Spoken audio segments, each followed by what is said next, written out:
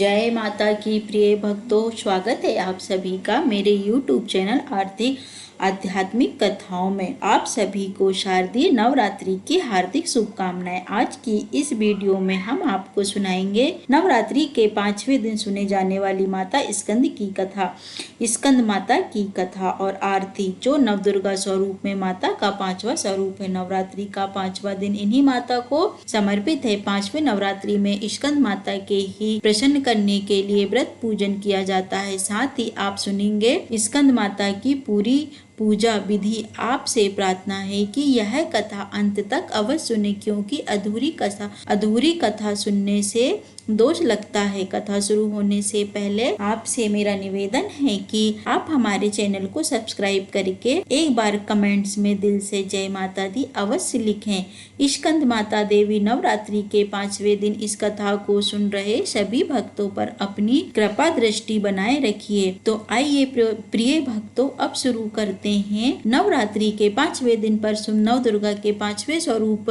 स्कंद माता की कथा। प्रेम से बोलिए जय माता दी। श्री गणेशाय नमः। ओम जयंती मंगला काली भद्रकाली कपालिनी दुर्गा क्षमा शिवा धात्री स्वाहा स्वधा नमस्तुते। पहाड़ों पर रहकर संसारिक जीवों में नव चेतना का निर्माण करने वाली है देवी स्कंद माता। नवरात्रि में 5वें दिन इन देवी की पूजा अर्चना की जाती है। कहते हैं कि इनकी कृपा से मूढ़ भी ज्ञानी हो जाते हैं। स्कंद कुमार कार्तिक की माता होने के कारण इन्हें स्कंद माता नाम से जाना जाता है। इनके विग्रह में भगवान स्कंद बाल रूप में इनकी गोद में विराजित हैं। इन देवी की 4 भुजाएं हैं। यह दाएं तरफ की और ऊपर वाली भुजा से स्कंद को गोद में पकड़े हुए हैं और नीचे वाली भुजा से कमल का पुष्प पकड़ा है। बाईं तरफ ऊपर वाली भुजा में बर मुद्रा में और नीचे वाली भुजा में कमल पुष्प है। इनका वर्ण एकदम शुभ यानी गोरा है। कमल के आसन पर विराजमान रहते हैं, इसलिए इन्हें पद्मासन भी कहा जाता है। इनका वाहन सिंह है। श्री स्कंद माता की उपासना से भक्त की सारी इच्छाएं पूरी हो जाती है। भक्त को मोक्ष भी मिल जाता है। सूर्य मंडल की अधिकारी देवी होने के कारण इनका उपासक अलौकिक तेज और कांतिमय हो जाता। अतः मन को एकाग्र रखकर और पवित्र रखकर स्कंद माता देवी की आराधना करने वाले साधक या भक्त को भव सागर पार करने में कोई कठिनाई नहीं आती। स्कंद माता देवी की पूजा से मोक्ष का मार्ग भी सुलभ हो जाता है। देवी विद्वानों को पैदा करने वाली शक्ति है, यानी चेतना का निर्माण करने वाली है। कहते हैं कि कालिदास के द्वारा रचित रघुवंशम महाकाय और मेघदूत रचनाएं स्कंद माता की कृपा से ही संभव हुई थी। स्कंद माता मैया को अपने पुत्र से अति प्रेम है। यही कारण है कि माँ स्कंद माता को अपने पुत्र के नाम से ही पुकारा जाना उत्तम लगता है। मान्यता है कि स्कंद माता की कथा पढ़ने या सुनने वाले भक्तों की देवी स्कंद माता संतान सुख और सुख संपत्ति प्राप्त होने का वरदान देती। स्कंद माता का यह रूप देवी पार्वती के विवाह के बाद से लेकर उनकी संतान कुमार कार्तिकेय की प्राप्ति के बीच का है। इस रूप में देवी संपूर्ण सृष्टि को धारण करने वाली है और उनका पालन करने वाली है। सूर्य इनका निवास स्थान माना जाता है, इसलिए माता का इस स्वरूप के पीछे सूर्य का तेज हमेशा दिखाई देता है। ज्ञानी और सुंदर संतान की इच्छा रखने वाले लोगों को देवी के इस रूप की आराधना अवश्य करनी चाहिए। स्कंद माता की कथा के अनुसार भगवान स्कंद कुमार कार्तिकेय के नाम से भी जाने जाते हैं। यह भगवान शिव और माता पार्वती के प्रथम पुत्र हैं। इनका जन्म तारकासुर नाम के राक्षस के अंत के लिए हुआ था। भगवान स्कंद यानी कार्तिक को प्रतिकाओं ने पाला था। इसके बाद वह माता पार्वती के पास कैलाश वापस आए थे। तारकासुर नाम के राक्षस को यह वरदान मिला था कि उसका अंत केवल भगवान भोलेनाथ, शिव शंकर और आदि शक्ति माता पार्वती के पुत्र के हाथों से ही हो सकता है। इसलिए भगवान कार्तिकेय को शस्त्र शिक्षा बहुत छोटी सी आयु से ही प्राप्त करना आवश्यक था। आगे चलकर यही भगवान कार्तिकेय प्रसिद्ध देवासुर संग्राम में देव देवताओं के सेनापति बने थे। पुराणों में इन्हीं कुमार और शक्ति कहकर इनकी महिमा का वर्णन किया गया है। इन्हीं भगवान स्कंद माता होने के कारण माँ दुर्गा जी के इस स्वरूप को स्कंद माता कहा जाता है। माँ पार्वती ने ही अपने पुत्र स्कंद कार्तिकेय को संग्राम के लिए प्रशिक्षित करने के लिए स्कंद माता का रूप लिया था।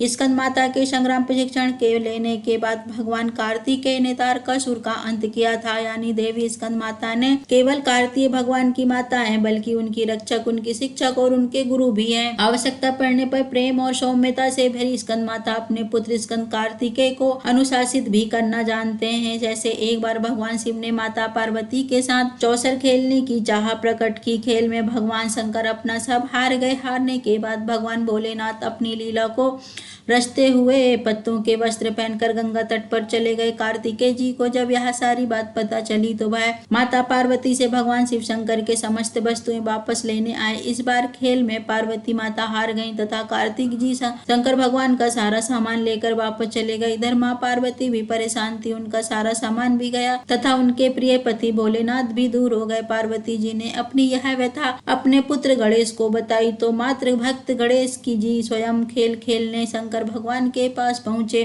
गणेश जी भगवान भोलेनाथ से जीत गए और लौटकर अपनी जीत का समाचार उन्होंने माता पार्वती को सुनाया। इस पर पार्वती माता बोली कि उन्हें अपने पिता महादेव को साथ लेकर आना चाहिए था। तो गणेश जी भी फिर भगवान भोलेनाथ की खोज करने निकल गए। गणेश जी को भगवान शिव, भगवान विष्णु और कार्तिक के साथ भ्रमण करते हुए हरिद्वार में मिले। पार्वती जी से नाराज शंकर जी ने कैलाश वापस लौटने से मना कर दिया। उधर भगवान विष्णु ने भगवान शिव की इच्छा के पासे का रूप धारण कर लिया। गणेश जी ने माता पार्वती के उदास होने की बात शंकर जी को सुनाई। इस पर शंकर जी बोले, हमने नए पासे बनवाए हैं, अगर तुम्हारी माता पुनः हमारे साथ खेलने को सहमत हो तो मैं वापस कैलाश आ सकता हूँ। गणेश जी के आश्वासन पर शंकर जी वापस पार्वती माँ के पास पहुंचे तथा उनसे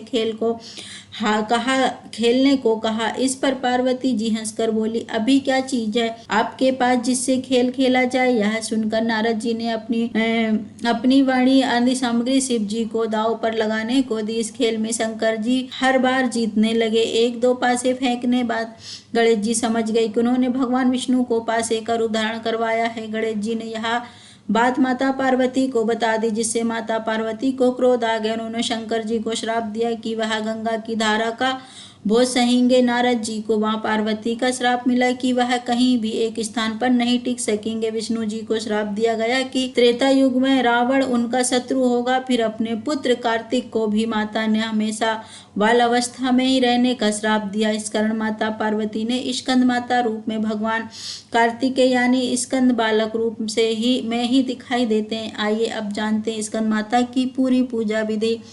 स्कंद माता को पूजा में पीले या सुनहरे रंग के वस्त्र पहनाना शुभ है।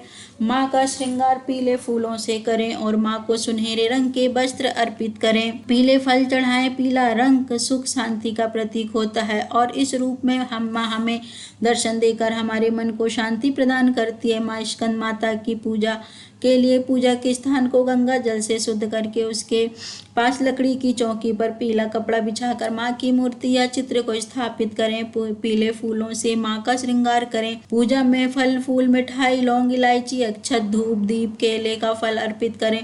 उसके बाद कपूर और घी से माँ की आरती करें। पूजा के बाद क्षमा याचना करके दुर्गा सप्तशती और दुर्गा चालीसा का पाठ करें। स्कंद माता की पूजा के मंत्र हैं, या देवी सर्वभूतेषु माँ स्कंद माता रूपेण संस्थिता नमस्तस्यै नमस्तस्यै नमस्तस्यै नमो नमः। दूसरा मंत्र है, सिंहासन गता नित्यम पद्मा श्री तरक द्वय शुभदासु सदा देवी स्कंद माता यशस्विनी। स्कंद माता देवी को पीले रंग की वस्तुएं सबसे अधिक प्रिय, इसलिए उनके भोग में पीले फल और पीली मिठाई ही अर्पित की जाती है। आप इस दिन केसर की खीर का भोग भी बनाकर माता रानी को चढ़ा सकते हैं। विद्या और बल की प्राप्ति के लिए इस दिन माँ को 5 हरी इलायची अर्पित करें और साथ में 1 लौंग का जोड़ा भी चढ़ाएं। आइए अब सुनते हैं स्कंद माता की आरती। जय तेरे हो सिर स्कंद माता, 5वां नाम तुम्हारा था, सबके जनहारी जग जननी, सबकी मैं तारी तेरी ज्योति जलाता रहूं मैं, हरदम तुझको ध्याता रहूं मैं।